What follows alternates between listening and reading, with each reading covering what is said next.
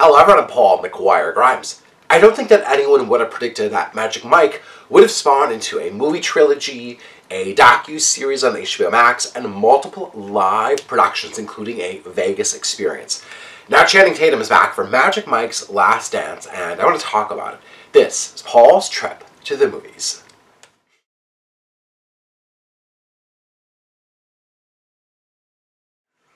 Channing Tatum has led this franchise as Mike Lane.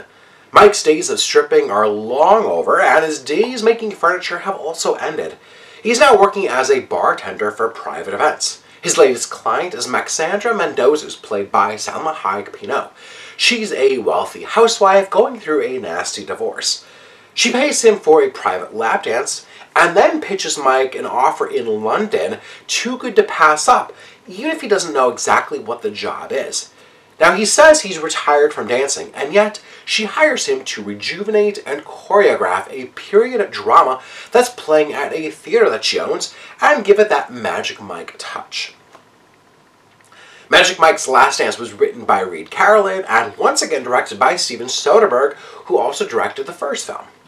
Now, what's fascinating about this kind of unlikely trilogy is that Tatum, Carolyn, and Soderbergh have made each film really distinctly different in its story and scope.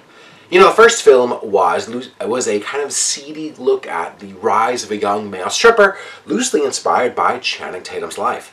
The second was a road trip adventure movie, which really amped up the dancing and just the overall brotherhood between the guys.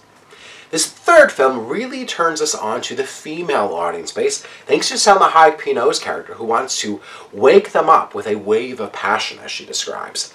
Now, she's determined to rejuvenate women's sexuality and needs Channing Tatum's character's help to pull it all off.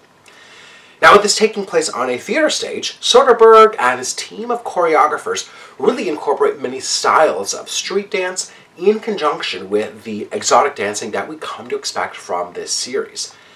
Now, don't worry, as there are some very erotic dances thanks to Channing Tatum.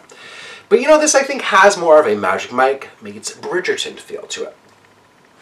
Now, you would think that Soderbergh and his team would go out with a big, splashy bang, but this film actually seems a bit muted compared to the others. The story is fairly simple and straightforward, despite it asking questions about the stereotypes that we apply to strippers, sex workers, or just embracing our sexual needs.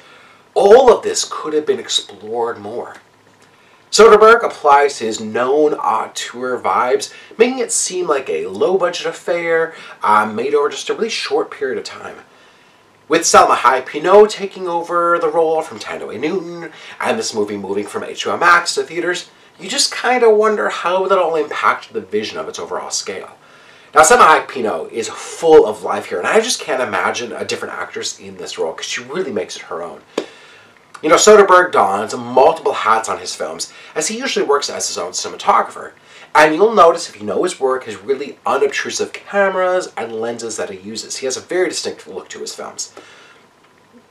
Magic Mike's Last Dance stands as its own solo story, so you don't really need to catch up on the other films if you don't have time. It's a fun, entertaining enough, as Channing Tatum and Salma Hayek Pinault really bring the heat. And fans will be excited to hear Genuine's Pony all over again. I'm giving Magic Mike's Last Dance 3 out of 5 ticket stubs. If you like my review today, click subscribe on my YouTube channel. I got to interview Channing Tatum and Salma Hayek Pinault, so you definitely want to hear them talk just about making this movie and working with Steven Soderbergh. Don't forget to follow me on Instagram, Twitter, and TikTok at Paul's Movie Trip. I'd love to hear from you. Do you enjoy the Magic Mike franchise? Do you like Steven Soderbergh's work? Leave me your comments here on YouTube or on social media, and then go to my website, paulstriptothemovies.com, for even more reviews. Thank you so much for watching my review of Magic Mike's Last Dance. This is Paul's Trip to the Movies.